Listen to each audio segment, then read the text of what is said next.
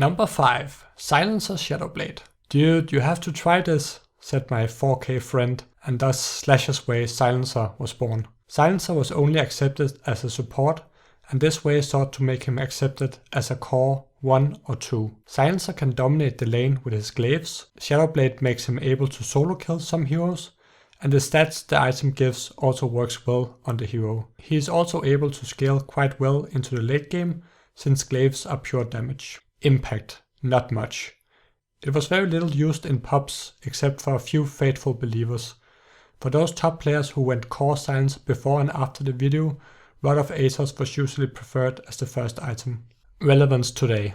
Still remains a viable core to pick, especially in a meta where safe lane is no longer so safe.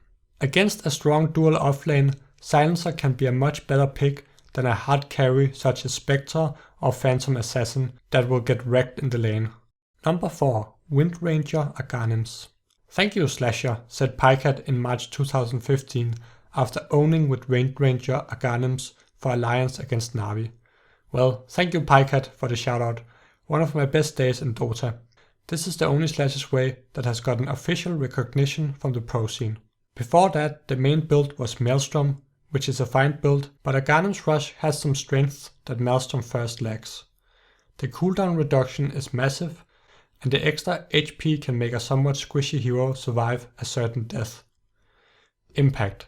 Apart from seeing it in a pro game and making it into a Nope from UA video, it didn't have much of an impact on either the pro scene or public games.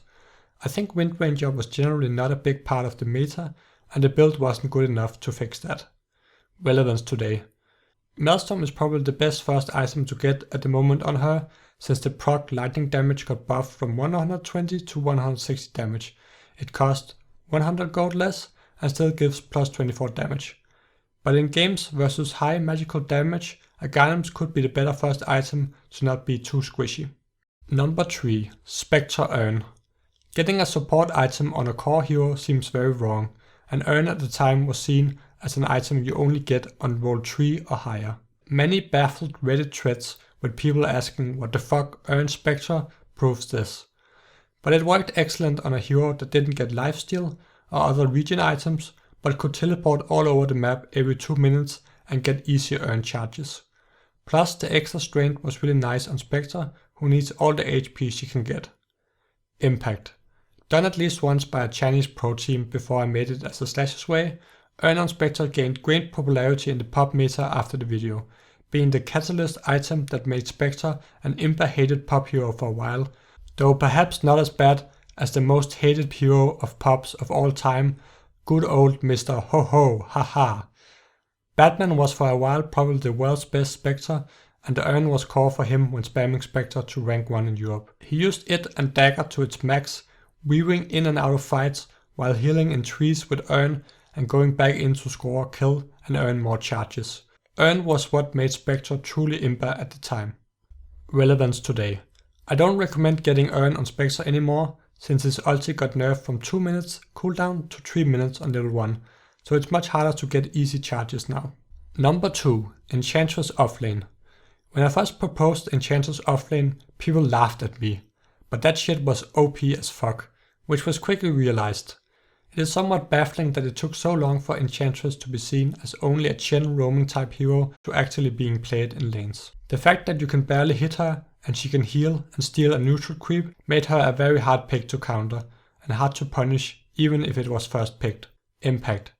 People realized it was free MMR to spam Enchantress offlane, and for a while it became the new cancer before Enchantress got hit with the nerf hammer. We also saw in pro games that Enchantress became part of the meta as a lane dominator.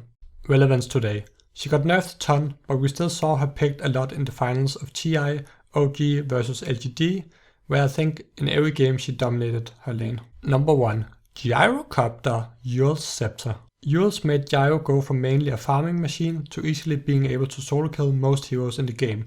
Simply place a rocket on someone, throw him up in the air with Yule's, and then when he lands unload all your shit on him. It was a ton of fun to play and made Gyro have much more impact in the early and mid game. Impact and relevance. Not that much, it didn't catch on, and a half a year or so after, Yule's got nerfed from costing 75 mana to 175, which hit Gyro massively since he already has mana issues. Fucking Sumail with his flashy Shadow Fiend Yules ruining my old man Gyro having a wee bit of fun. Also, Cyclone cast range got reduced, which made it harder to close the gap with Gyro, but the plus 100 extra mana really was just the brutal killer of this build. Rest in peace. The worst Slashers way. My most useless guide I ever made was Medusa Divine Rapier Rush.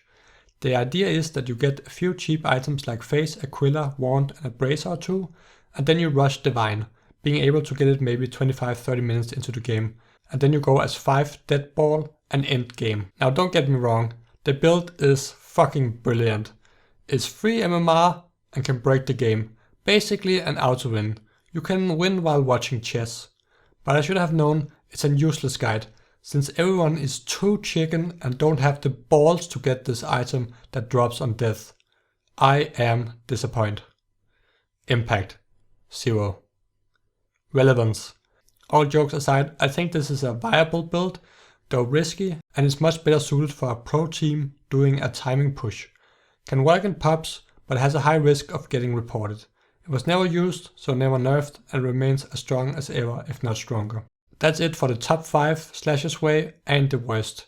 If you think I missed anyone or just want to give a shout out of your favorite or most hated Slashers way, I'll be reading the comments for the nostalgia.